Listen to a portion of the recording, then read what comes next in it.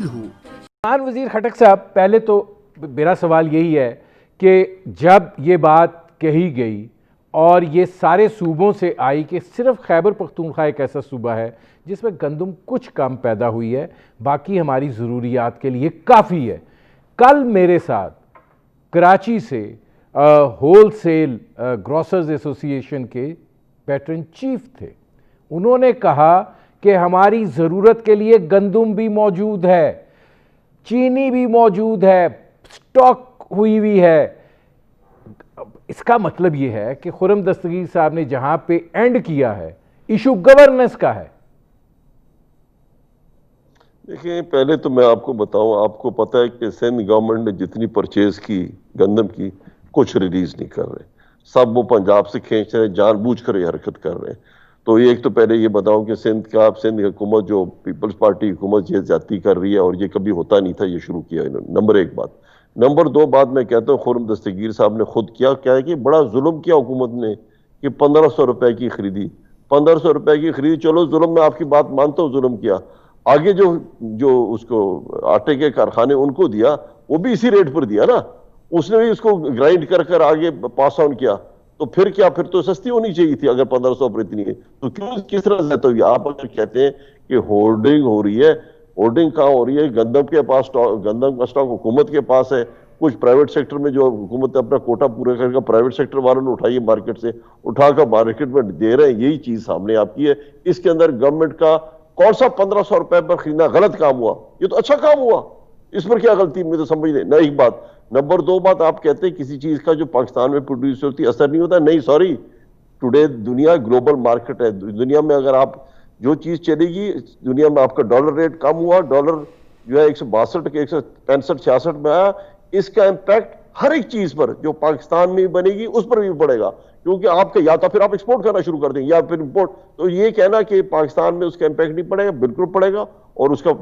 Dollars اگر اس طرح 165 ہوگا تو ویٹ ہو گیا یا شوگر کیا نا، جو شوگر مافیا آپ بات کرتے ہیں، agree with you, Hare party میں مافیا بیٹھا ہے، ہر پارٹی میں اس کا شوگر والا آدمی بیٹھا ہے، اور ایک بہت بڑا ایکچوئل یہ ایک ہی مافیا پاکستان میں، اور میں کسی کو مافیا نہیں کرتا، ہمارے کے ساتھ مافیا لگا دیں، لیکن شوگر مافیا ایک بالکل ہے، شوگر سے گندی چیز کوئی ہے ہی نہیں پاکستان میں، واٹر ٹیبل کو نیچے کر دیا۔ It is not the strength of Pakistan sugar cane بنانا،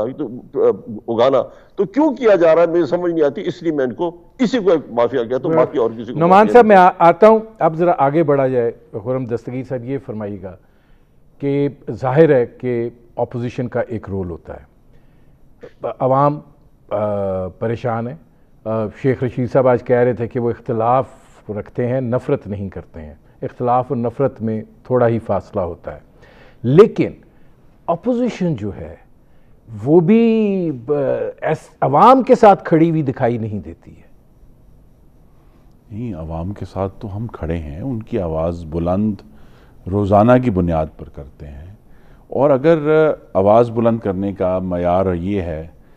کہ اگر کنٹینر پر چڑھ کر گالیاں دینی ہے تو ہم تو نہیں دیں گے، ہم پارلیمان پر لعنت کبھی نہیں بھیجیں گے اگر یہ معیار ہے اپوزیشن کا۔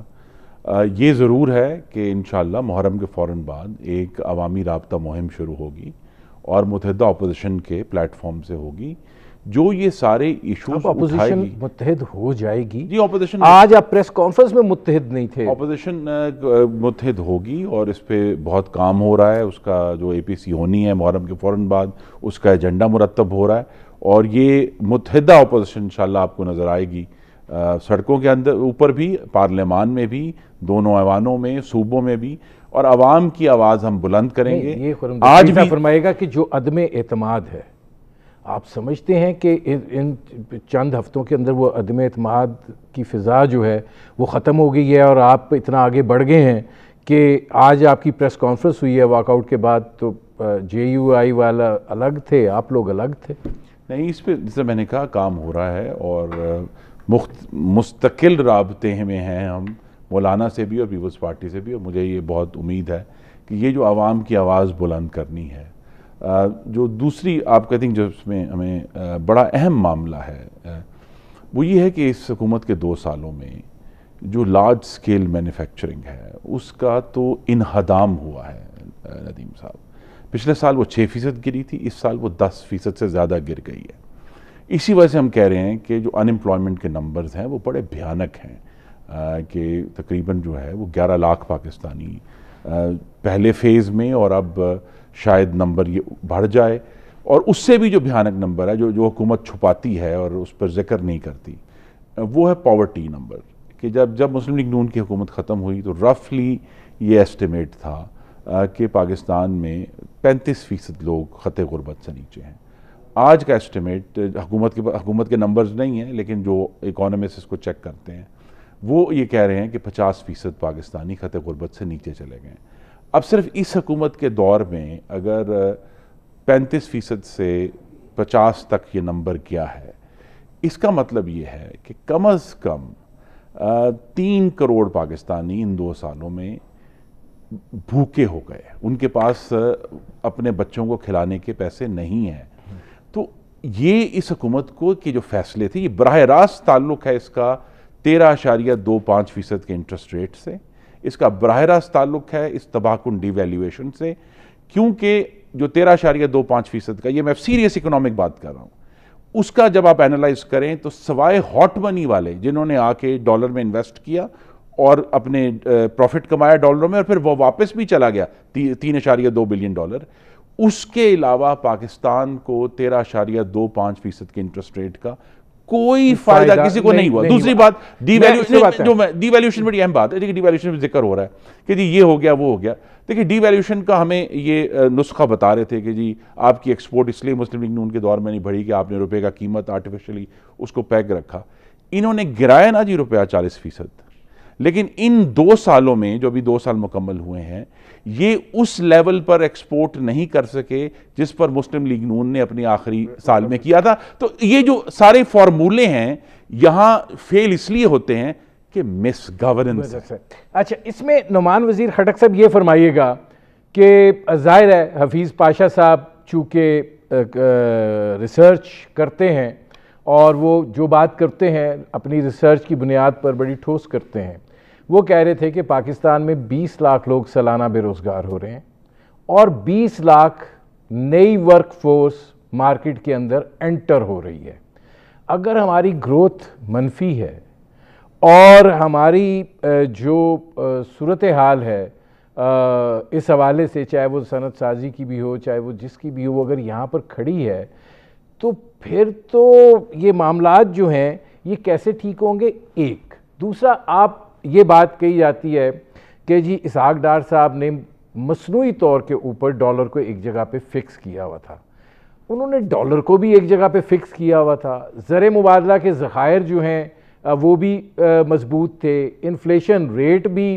3-4% تھا، تو یہ کیسے ممکن ہے؟ دیکھیں، پہلے تو میں سٹارٹ کرتا ہوں کہ آپ نے جو بات کی نا خرم دستگیر صاحب نے کہ اور اے پی سی کی آپ نے بات کی، میں اس سے شروع کرتا ہوں کہ یہ جو ہے نا، یہ جتنے بھی یہ پیپلز پارٹی اور پی ایم ایل والے ہیں،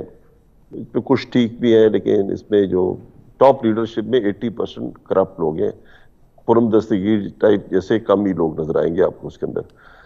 اب یہ ان کا ٹوٹل ایم یہ ہے کہ اپنی کرپشن ادھر سے بچانا ہے، ان کا کوئی ملک کا مفاد نہیں دیکھتے، ان کی لیڈرشپ کو اپنے پیسوں کا فکر ہے، وہ کر رہے ہیں۔ اور نمبر 1 نمبر 2 بات خطرناک چیز کیا ہے، یہ اے پی سی میں ایک ساتھ کیوں نہیں ہو سکتے؟ ان سب زیادہ تر 80% ان کی لیڈرشپ کے جو ہے نا، وہ انگریزی میں کہتے ہیں they have skeletons in their cupboard۔ ان کے پاس جو ہمارے ایجنسیز ہیں، جو اسٹیبلشمنٹ ہے، ان کو پتہ ہے کہ ان کے پاس ان نے یہ 2 نمبری کی ہوئی ہے، ان کے پاس ثبوت بھی اس کا ہے۔ اب وہ اس کو تھریٹ کرتے ہیں کہ تم یہ بات کرو تو یہ ان دا ریئل سینس اپوزیشن جو ہے نا، یہ غریب عوام کے ساتھ کھڑی ہی نہیں ہو سکتی۔ اس کی ان کی جو مسائل اگر کچھ ہے بھی تو ان کے ساتھ کھڑے ہی نہیں ہو سکتے، بات ہی نہیں کر سکتے۔ نعمان صاحب، میں ایک بریک لے لوں، پھر میں یہیں سے آپ سے شروع کرتا ہوں۔ ناظرین، ہماری گفتگو جاری ہے، ایک مختصر سے کمرشل بریک کا وقت ہوا ہے، ملتے ہیں اس وقفے کے بعد۔